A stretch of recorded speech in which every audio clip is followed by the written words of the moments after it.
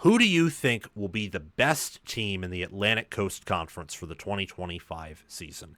Make sure to tell me in the comment section below, because what I'm going to do today is show you where I would have every ACC team plus Notre Dame ranked from 1 to 18. We'll start at 18th, we'll start at the bottom, and then we'll work our way to the top. And the teams who I think will be the best this season in my power rankings, not ratings, want to clarify that, will be ranked towards the end of the video. We'll talk about them last. We saved the best for last year on College Football with Sam.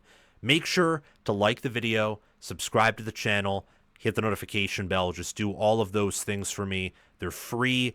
That way you get quality analysis showing up in your feed. Hitting the notification bell helps you to get notified when we release new content, and liking the video and watching all the way through boosts our presence in the algorithm. If you do want to support the channel in any other way, I invite you to look at the Patreon and merchandise store links in the video description.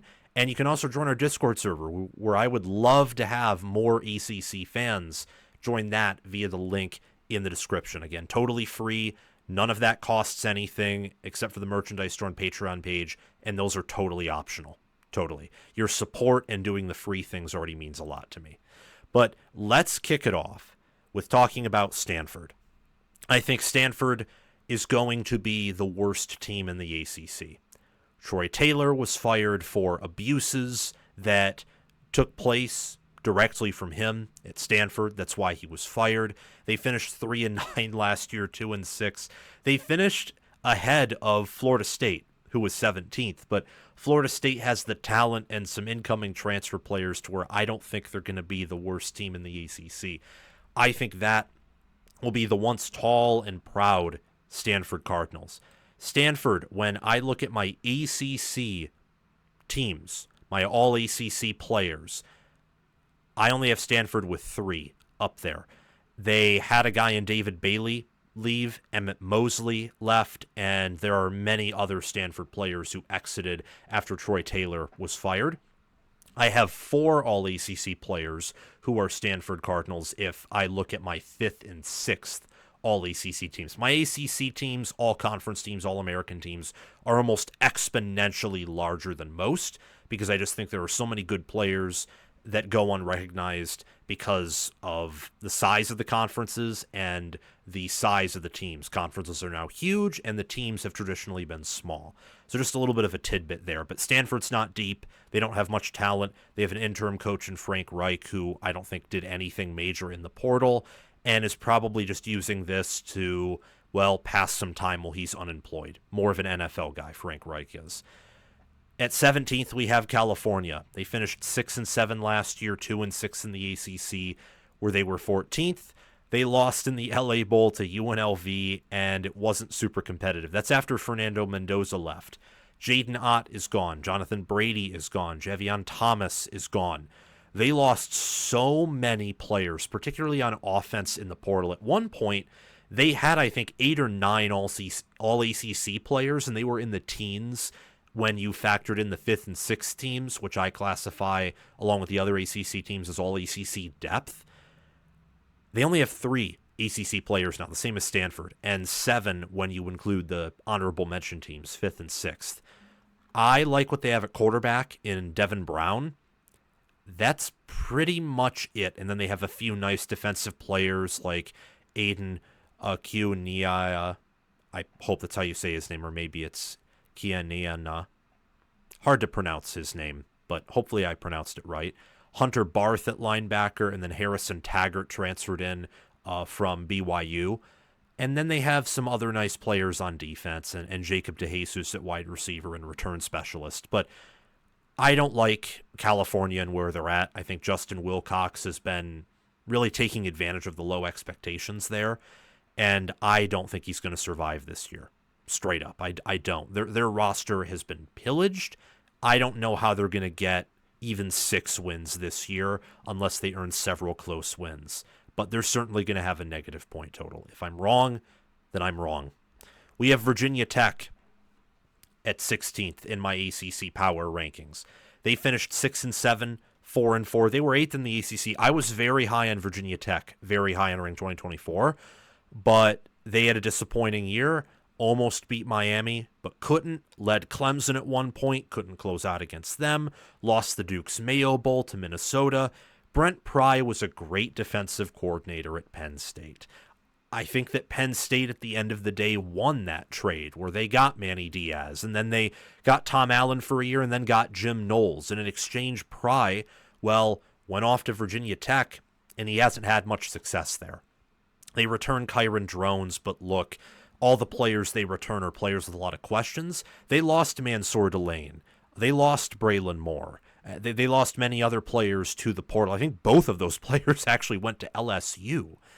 Yes, they did. So they got pillaged and destroyed in the portal, and they also, to a certain degree, did on the field.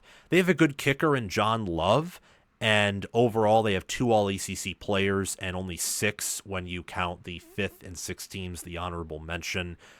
Kevin Gilliam Jr. should be a good defensive tackle. I mean, I can't believe it. They had such, in my mind, an underrated portal class entering 24. It looked like they could be a good team. Lost opening week to Vandy and just could never pick themselves up off the mat. So I do not like where, again, much like Stanford, this once proud program that was at the top of college football, they're now towards the bottom rung, and it doesn't look like it's going to get better for them, unfortunately. We have Wake Forest at 15th. I myself was shocked that Wake Forest was this high. I thought they would be lower with Clawson leaving and the coaching change, but I think Jake Dickert right now is the best coach we've talked about so far. Better than Frank Reich. I think he's better than Justin Wilcox, better than Brent Pry. Had some success at Washington State. Finished 4-8 last year. Wake Forest under Dave Clawson, who retired.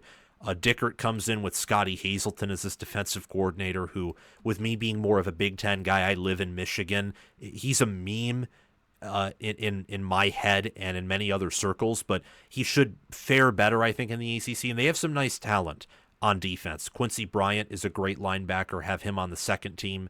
5th best overall linebacker there in the ACC. BJ Williams is a good defensive end. And they overall, the Demon Deacons, they have 6 All-ACC players and an additional one if you want to include the honorable mention teams. DeMond Claiborne, great returner for them. And then you also have at running, he's at running back. Almost thought he was a wide receiver for some reason. Wake Forest, there's a lot of unknown with them, the Demon Deacons, but maybe they could have some success this year. It's been hard to win at Wake Forest, but Dave Clawson did it. Jim Grobe did it. Jake Dickert was able to develop Cam Ward and develop John Mateer. And the reason he left Wake Forest in part is left Washington State, my apologies. I got that confused in my mind because both Wake Forest and Washington State are not going to be safe from their players being poached by the SEC or even the Big Ten or even fellow ACC, bigger ACC programs like a Miami or maybe even a Clemson. I think Clemson has deeper pockets than many would believe. But Wake Forest still has infinitely more resources than Washington State because Wake Forest plays in a power conference. And Washington State right now is basically lucky that they even exist at the FBS level due to the unfortunate untwisting of conference realignment. So a little bit more time than maybe you would have expected when it comes to me talking about Wake Forest, but it's an interesting story. Why Dickert left Wazoo, what they bring in, what they bring back. They'll be a fascinating team this year. At 14th, we have Boston College. Speaking of another coach who I think is underrated in Bill O'Brien, they went 7-6 and 4-4 in the ACC last year. Had a hot start, played competitively with Missouri, who won 10 games, beat Michigan State. This is a team that I think has talent and is solid in the trenches and will be able to run the ball and they'll be fundamentally sound. I know they lost Thomas Castellanos. He was benched at some point last season. They do lose a lot of NFL-level offensive and defensive linemen. They do, and that was a strength of theirs last season.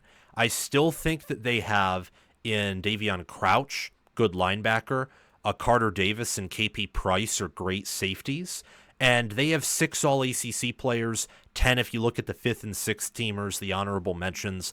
This is an okay ACC roster. They could go bowling yet again, but I have them at 14th because I do think they have some talent limitations and certainly a loss of production when you look at the offensive line, running back, the defensive line. The trenches are going to be tested. Same with quarterback, same with receiver. They had a lot of underrated players last year that they lose. I'm curious how Bill O'Brien replaces them. At 13th, we have Virginia. I was a little bit shocked to have Virginia this high, but the more I've looked into Virginia this year, the more pleasantly surprised I've been. They went 5-7 last year, 3-5. They didn't reach the postseason again under Tony Elliott, and I think that this is the year for them. I have them with 8 All-ACC players, 9, so an additional one if you include the honorable mention teams. Brady Wilson, pay attention to him at center. Noah, I forget if it's Josie or Jose at guard, just with how it's spelled. It's spelled with a Y after the typical Jose. And then Monroe Mills, Mikhail Boley, should be great tackles. I mean, this offensive line will be underrated in the ACC. Isaiah Augustave, or Augustave maybe, he committed to Virginia, decommitted. I'm curious to see what the running back situation is there. I know that they got Mitchell Melton at D end, who I think will be a fantastic player in the ACC. I think that players at Ohio State or high-level SEC teams or just overall high-level teams, I think that going down to a team like Virginia or lower-level ACC or Big 12 or just any lower-level team can really help them grow and really make a name for themselves. So I have Virginia power ranked at 13th in the ACC. All right, up next we have Syracuse, but before that I have to quickly answer a phone call here, or at least text someone. So to those watching, whether live or not live, I apologize. This is actually, said it earlier in the show, this is me texting back my graphic designer. Okay.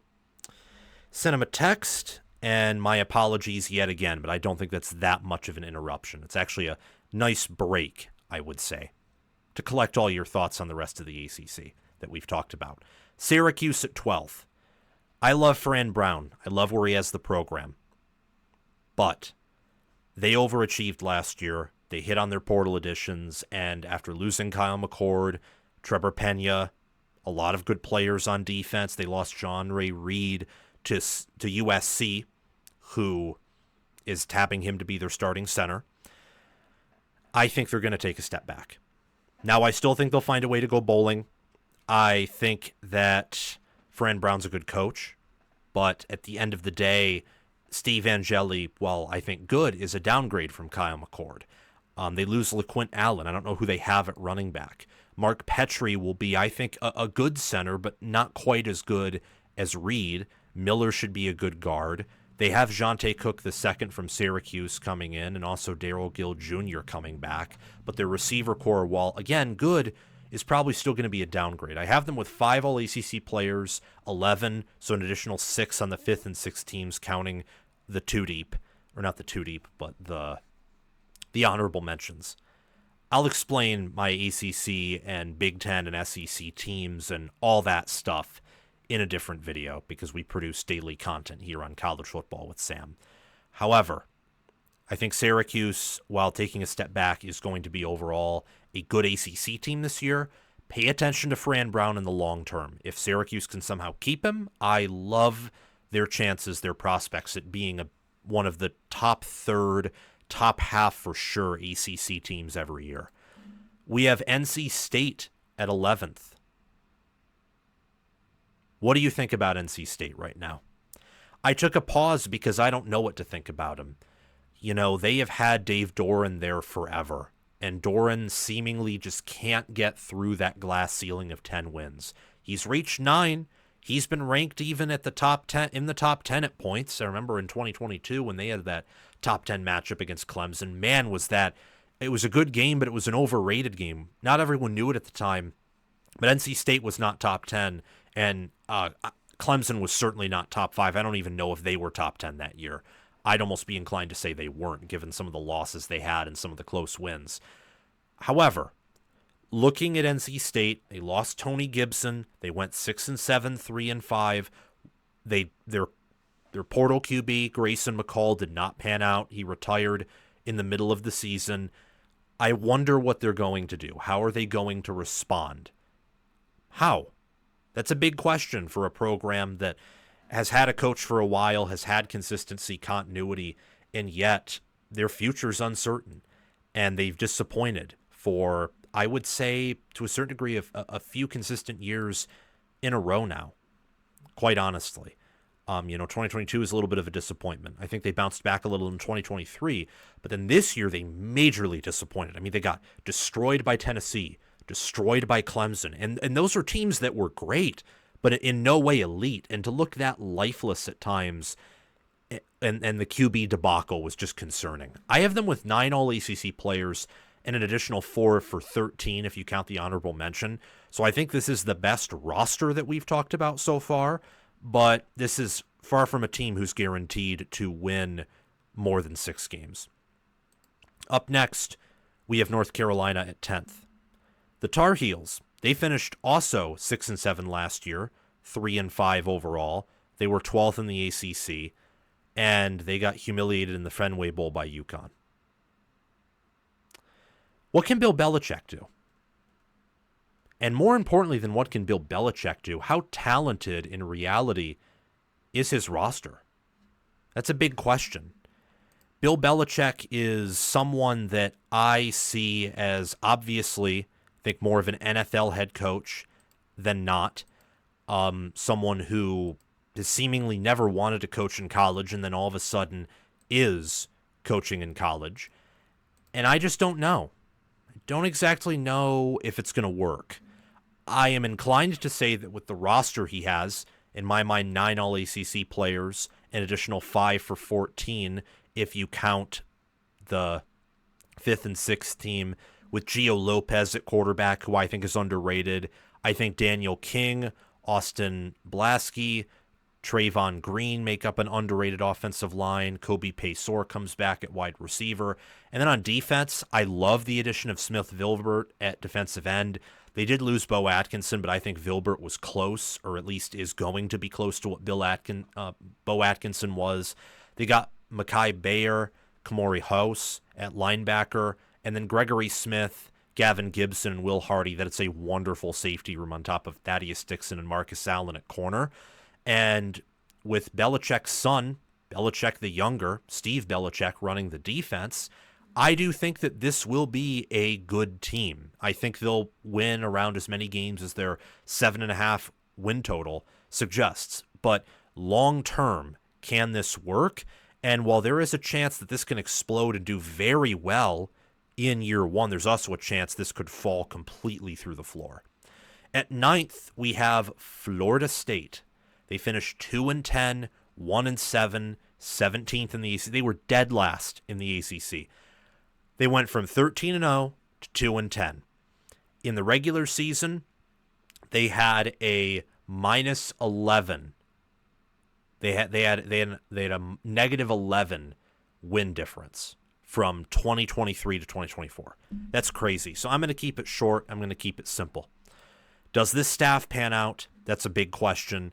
Is Mike Norvell a good coach? Is he a bad coach? Is he something in the middle? His tenure's been pretty inconsistent so far.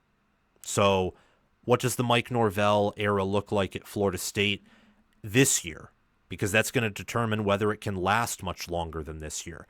I have 9 All-ACC players here, 14 once you include the honorable mention teams.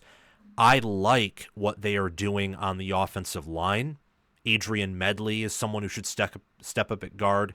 Luke Pettibon, I think, will be a great center. And I love Deuce Robinson at Florida State at wide receiver. So I think they're upgrading across the board in terms of talent. And I think this portal class is going to be better than last year's. But I also thought that last year's portal class was going to be good. And while I think they have good D tackles, I think James Williams, Nebraska transfer, will do well. Darrell Jackson Jr. returns. They do have some holes, and I wonder what Tony White can do on defense and what Gus Malzahn can do on offense. Can they run what they want to run?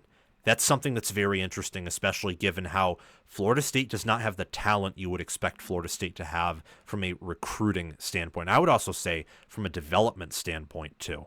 There's a lot of murky water in the lake of Florida State, if that analogy makes sense. We have Pittsburgh at 8th. Yes, Pittsburgh, power ranked ahead of Bill Belichick's North Carolina and Mike Norvell's Florida State. Now, they had a disappointing year last year. They started off 7-0, and they finished 7-6, 3-5.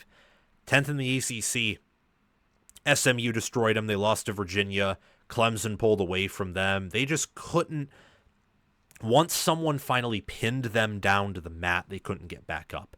But they return Eli Holstein. They return Desmond Reed. They return what's-his-face? Lyndon Cooper at center. B.J. Williams returns at guard for Pittsburgh. Maybe that was a... Are there two B.J. Williams, or did I just not type that out properly? Anyway, they have a good offensive line. Kenny Johnson is a great receiver that comes back, and I think that Jake Overman will work out at tight end. More importantly, defensively, they return, I think, the two best linebackers in the ACC, Kyle Lewis and Rasheem Biles. I think those two are going to be that's going to be a game-wrecking duo. And then they got Rashad Battle back at corner and Cruz Brookins at safety. So they have a lot of good players, and I think they have 11 All-ACC players, 17 total, an additional 6 in the honorable mention section. Narduzzi, I think, is an okay, above-average, maybe even good coach. I just think Pitt has very limited resources. I don't think they care that much about football, and Narduzzi's stubborn. He's like his mentor, D'Antonio. He wants to run things his way. He did bring in offensive innovation, though, in Cade Bell. So I think Cade Bell in year 2 with Holstein is going to produce dividends. That's why I'm higher on Pittsburgh than a lot of other players who last year were better or even similar. And Pittsburgh returns more than 60% of their production, too. And from what I've seen, it's actually somewhat rare in the ACC this year. Duke is at 7th. They went 9-4 last year, won a bunch of close games. I think there's a very good chance record-wise regular season they take a step back from 9-3. But I think they upgraded at quarterback by bringing in Darian Mensah. I think that Manny Diaz at Duke is going to have better backing than what he had at Miami, and he's also, I think, learned some lessons here. They bring back Matt Craycraft at center, who's very underrated. I think guard Justin Pickett is one of the best in the ACC. Brian Parker's a great tackle, and their wide receiver room's good. I mean, they bring Quayshawn Brown back. Andrel Anthony comes in from Oklahoma, where he had some success before injuries. Samir Hagans comes back. And then on the D-line, they have Wesley Williams, Vincent Anthony Jr., Aaron Hall, Trey Freeman at linebacker. They bring back Chandler Rivers at corner, who could be the best in America. And they have Todd Polino back at kicker and Cade Reynoldson at punter, Peyton Jones as their star return specialist, but Quayshawn Brown's also good there. This is a special teams and defense type team, but with Mensah at quarterback, I wonder if they can really maybe more so pick it up offensively. Mensah was a good quarterback last year. I think Duke is destined to be superior in power ratings, power rankings, and superior overall as a team.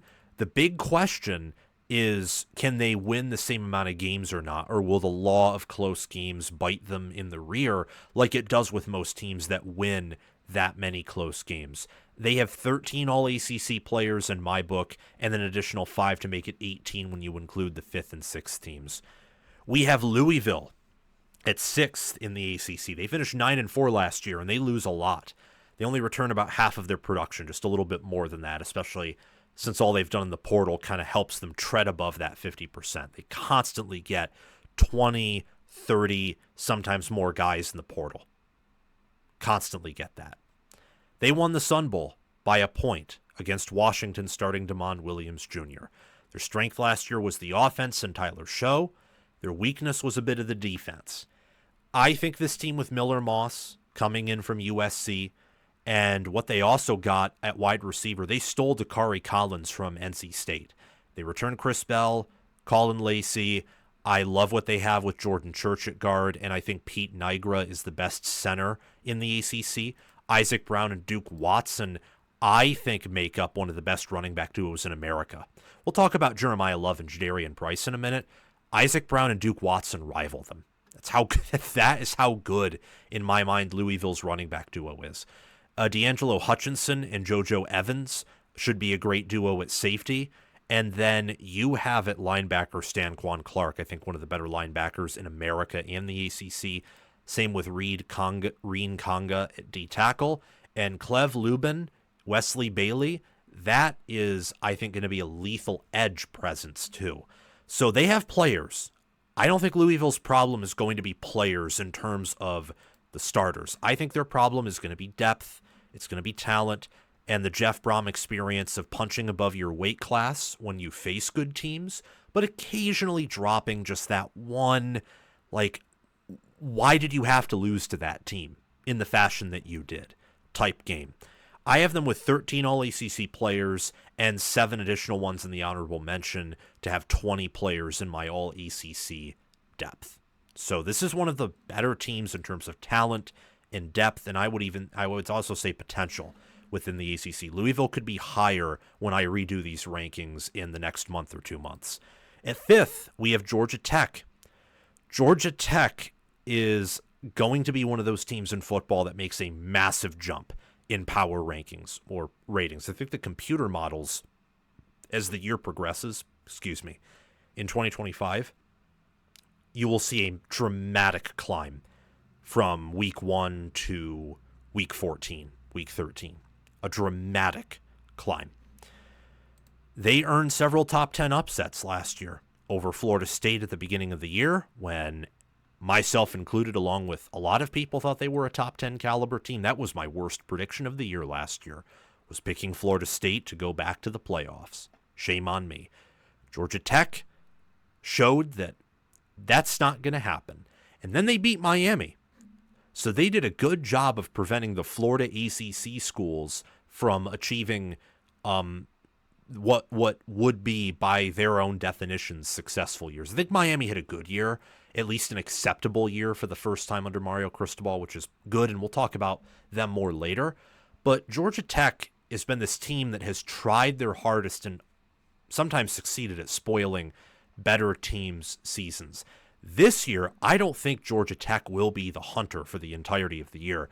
At times, I think they will be the hunted. They have a schedule that is just filled to the brim with opportunity. Clemson at home, Georgia at home. It's technically neutral site, but at least it's not in Athens. That'll make it easier. And I love Haynes King. I think Haynes King's one of the best quarterbacks in the country if you can keep him healthy. It's the same with Jamal Haynes at running back. I love what Georgia Tech has on the offensive line. I think that while they lost, what's his face? Went to Auburn. Why am I forgetting his name? Anyway, they lost him, but at the end of the day, they got Eric Rivers, are returning Malik Rutherford. I love what they have at wide receiver, and I am searching up that one player's name because it bothers me that I cannot remember. He's on my first team All-SEC.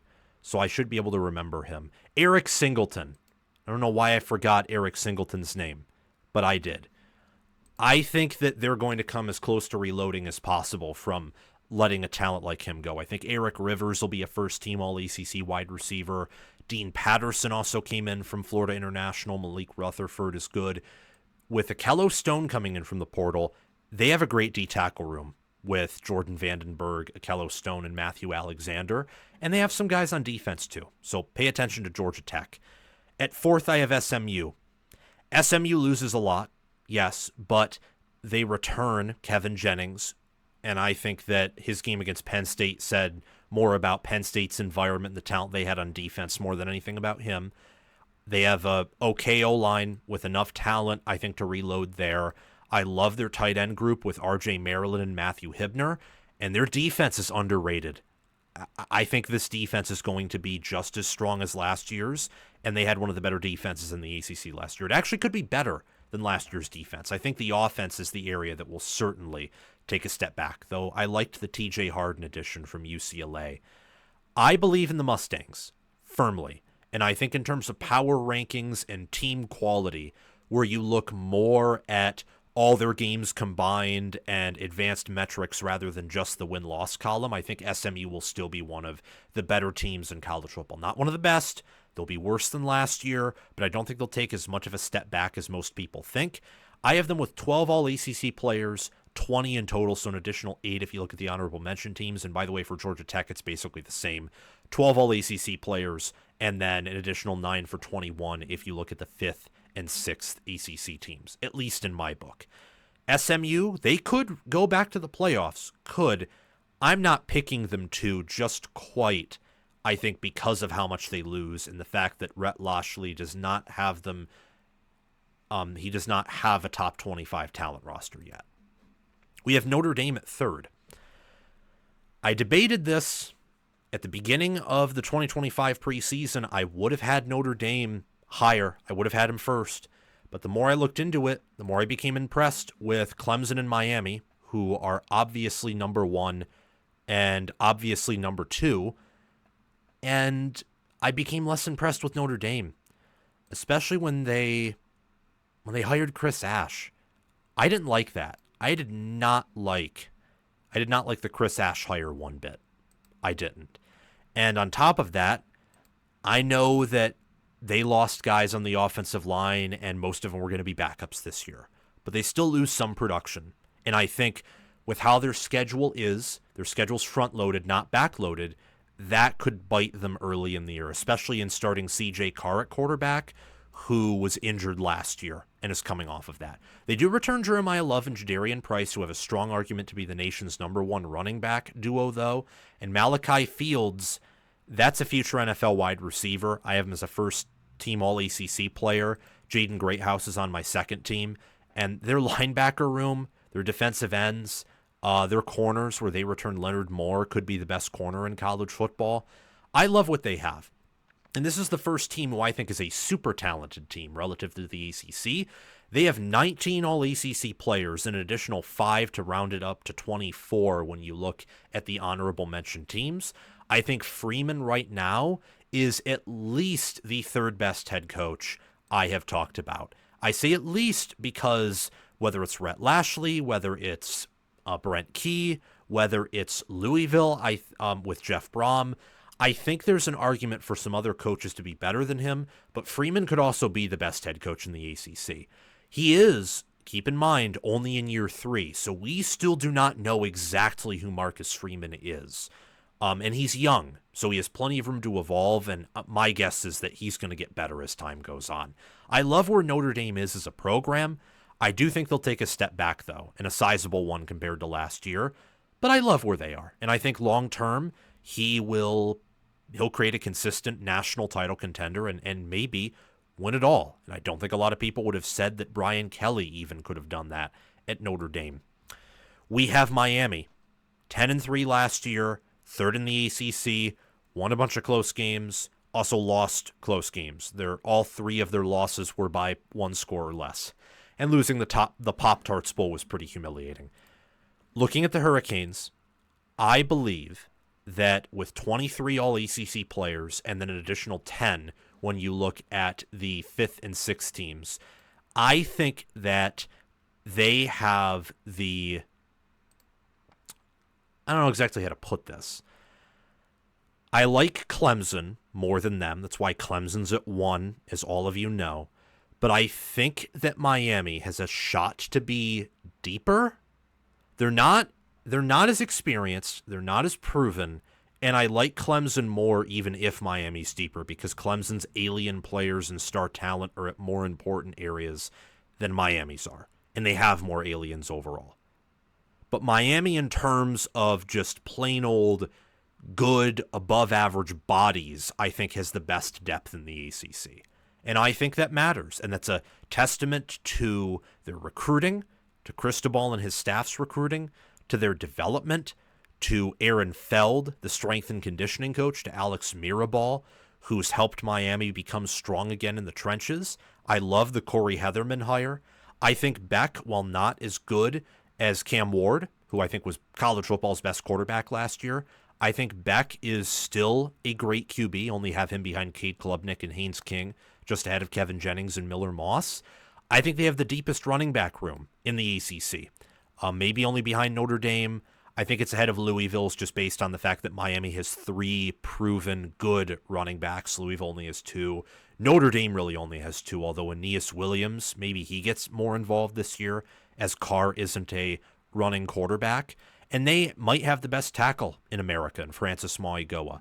Their wide receiver room has some questions, but I think with the additions they made in the spring window and getting Josiah Trader back, I like what they have. And then Ruben Bain I have pegged as the number 1 defensive end in the entire ACC, although that may also be TJ Parker. He moved originally on the depth chart. It had him placed at D tackle, though maybe that depth chart was inaccurate. Now they've moved him back to DN. So I'll have to look at him and look at TJ Parker and kind of make a decision again as to who's the best there. But overall, that's not going to change the fact that I have Miami at number 2 and Clemson at number 1. Clemson will be short and sweet. Clemson is at number 1 because they have the best quarterback in America in Cade Klubnik, because they have the most proven coaching staff in the ACC, in terms of coordinators, in terms of assistant coaches. Their head coach, Dabo Swinney, right now I would not peg, boldly so, as the best coach in the ACC, because I care about really the past 4 years, maybe 5, but mostly the past 4 years. Maybe if I need a tiebreaker, it'll be the past 5, but I'm very much akin to being a recency-biased fanatic when it comes to ranking head coaches. And Sweeney has only underperformed over the past 4 years. He has never come close to overperforming. So I penalize him for that. But I think that he is going to perform at about expectations or maybe even a little bit over them this year. So that combined with a roster full of seniors, predicted to have the most first-round NFL draft picks, and I think they have the best QB, and Garrett Riley will be in his 3rd year. So we saw the jumps they made on offense last year. I think they'll make some jumps again this year, and I think Tom Allen is a better DC than Wes Goodwin. This is Clemson's year, and I think that they're going to be the best team in the ACC, and out of all the teams in the ACC, I think it's between them and Miami as to who can have the most success in the college football playoff. Remember, just because I have Clemson at number 1 does not mean I'm picking them to win the ACC. Funky things can happen, especially with super conferences. But thank you all so much for watching. Make sure to subscribe, like, comment your thoughts on this down below, and I will see you all very soon. Make sure to hit the notification bell as well so you get notified when we release new content. And when we re-release these rankings soon and maybe have some changes to them after doing some fine-tuning.